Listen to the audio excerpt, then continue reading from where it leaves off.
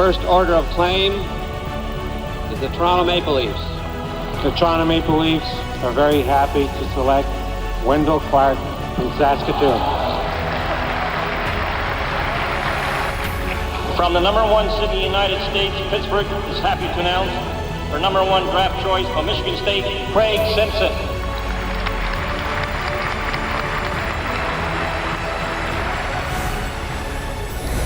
And now, playing the role of McDavid and Eichel, it's Wendel and Craig with George.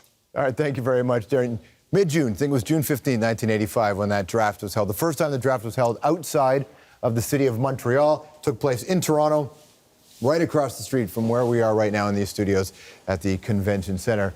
Your first overall draft pick, your second overall draft pick. What do you remember from that day? Not much. It was just other than you're walking to the hotel, to the convention center, and being a part of the crowd. Exciting because it was in Toronto. I'd never been through anything like that, coming from out west, and then all the media attention, everything have to do with the NHL level. We never ever seen any of that coming from out west. Yeah, it's nothing like today. I mean, today there's so much. Well, look at this show even to begin with. Yeah. But we were just saying, you come into Toronto, had a few interviews with the teams. There was no combine like there is now. You know, your focus. How would you guys have fared on the combine? Oh if they God, I wasn't ready for it. I don't know about you. No June 14th push-ups for me. Not quite ready. What time's training camp? It's like, training camp isn't until September. But no, it was interesting though when you know that you're kind of going up against a guy, and Wendel obviously had a lot going for him from could play defense, could play forward, had lots of abilities there. And I think that you don't know whether you're going to be the #1, #2, #3. And quite frankly, it didn't really matter all that much to me. I think the opportunity to come in and find out where you're going to get your first chance to be in the National Hockey League was the key. That's the big thing. I think most people put too much on who's your favorite team coming in, and really you're a junior or a college guy coming in. I just want to play. So these guys are looking at, there's 30 teams, I want to prove that I can play on one of them, and then you finally got to that next level. And once you get there, you try to prove it, but you just want to play in the league. That was my goal. It's hard to imagine what it would be like today, but for Connor McDavid and Jack Eichel, like just what they must be feeling right now. Well, especially a guy like Connor's really dealt with it, we were saying before, for 2-3 years, and you know that you're in that spotlight.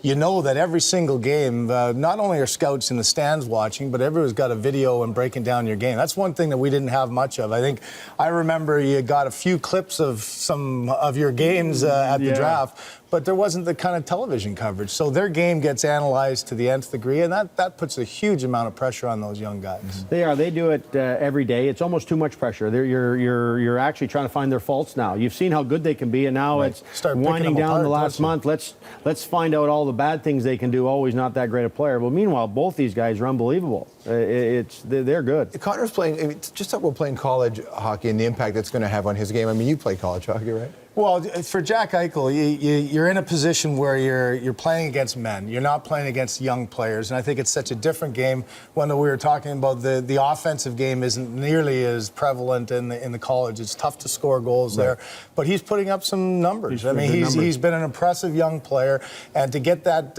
experience, you always talk about college guys, and I know myself. You only play 42 games as opposed to more of an NHL type schedule. But he seems like a special guy, a special type of player that I think will handle it. And then Connor and Erie, the difference in his experience. What do you think he's? Well, he's done it right from the get-go. He come in and played on a bad team and did very well. And then as his team's gotten better and better, he's still the leader of that team. And he was injured, before going into the World Juniors. And by the 8th game of the World Juniors, he's your best player almost. So he's a special player in his talents, and he just keeps proving everybody at every level that he can play. So Pittsburgh, we know. You didn't want to go to the Leafs? What happened there? The irony there is, at least for my favorite team growing up, and Darryl Sittler was somebody who I idolized, but you get that one opportunity where here it is on the only time you might have a little bit of a say. Obviously, the history then, the Toronto Maple Leafs were not a good team and had a lot of different struggles from ownership to coaches to general managers. And I looked at the opportunity to go to a place like Pittsburgh with Mario Lemieux. I mean, Mario coming off the Calder, Mario was a generational player, and all I said to the Leafs, you know, there was no guarantees whether they were going to take me or not. I just said, if you're going to take me, I'm going back to school for my third year at Michigan State, which, you know what, I didn't sign a contract till 2 days before start of training camp. I was still, even with the Penguins, going back to school, so it might have happened anyway. When Harold Ballard and you met, what was that like? Because you knew the history. No, we wouldn't. I knew the history, but not as well because from out west. We didn't know in depth as much. We didn't get it day to day. But coming in, and my first thing is because my first meeting was coming in off Church Street, the hot stove entrance for my meeting, and I thought this is the front door. This is the front door of Maple Leaf Gardens. You're coming in off Church Street to the restaurant. That's where I met, and, you know, Dark and Harold and Jerry McNamara and all the guys sitting around the table, John Brophy and Dan Maloney and the scouting staff. So it was very different and new, and you went in. I remember getting out of a cab by myself, walking in, sitting down, and all of a sudden there's your hierarchy of the next NHL team. So it was quite intimidating. Well, I remember Harold saying, well, what happens if you don't make it?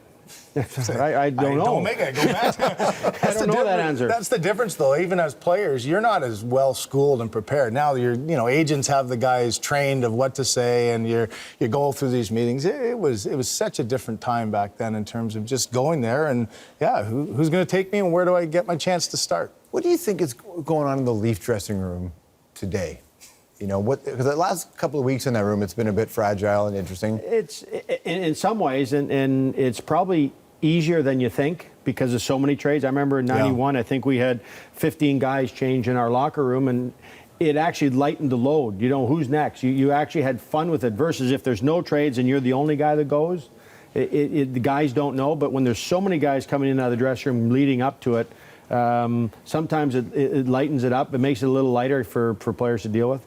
Got good advice early on, and the one thing you could say is, you know, as a player, don't get worried about things you can't control. The one thing you can control is playing good hockey. And if you're playing well, you're going to be in one of two scenarios. The team that you're playing for is not going to be able to trade you because they need you too much, or the team that might be sniffing around wants you. And I think that's the way you have to try to go and not get paralyzed by it, but more make it a motivator for you to play well. And as much as it is a sport, it's their job. This is what you signed up for. If your team's not winning, believe me, it doesn't matter what team I've been on. If they're not winning, you signed up for this. There's going to be changes. As much as it is a game and a fun job, it is a job. And when things aren't going well, there's going to be changes. And it's been said many times, right? Once Gretzky got traded, anybody it's been free game. That's what, when I got dealt later, is Wayne got traded, and that pretty much opened it up for everybody. It's different, though, now because players get text messages and tweets all the time. But when you got traded, you had no idea, right? No, I was at front, turning on the radio at the gas station to Front Street and Bathurst to find out who we drafted. And that's when I heard that turned the radio on to see who we drafted, and I got traded. Well, it both worked out for your careers, didn't it? Yeah, you know what? And it's something, you are connected. I mean, even Wendel, for me, Wendel had a great rookie year. Was a finalist for the Calder, 35 goals or so. I struggled. And, you know, as the second pick, you always have a built-in competition. At least I've always felt it. But it's a healthy one. You always want to try to prove yourself as a player. And I think you're always a little bit connected like that because you want to see where each other go to. And, you know, for me, that first year was one that you made it through the tough times. Wendel played great. And it's a good motivator the next year to try to be that much better. You came in, Mario was young too, so you guys kind of were able to do this together. When you showed up, so much was placed on your shoulders. Did you feel that? Actually, as an 18-year-old, Craig may feel the same. As an 18-year-old, I tell those people now, there's actually less pressure. You're so happy to be there. You can lose the game 5-0. Yeah. You're walking in the dressing room and going, I still got that jersey. I'm still in the NHL. I'm playing. Now, you're 24, 25, 26 years old. You've played 7 years in the NHL. You sense a lot more pressure now. You understand the situation more. But when you're 18, 19, you're so happy to be there. It doesn't matter. You just come from not, doing it as fun, living at home, to the real deal. So it's a different kind of pressure at 18. And we had a young team in Toronto. A lot of young first-round draft picks were on the team. So we were a very young team. Pittsburgh was young with Mario as well, with some rebuilding. And that makes it, when you have some people that are all of the same era starting at the same time. So 20 years earlier, 1-2. It seems to be 1-2.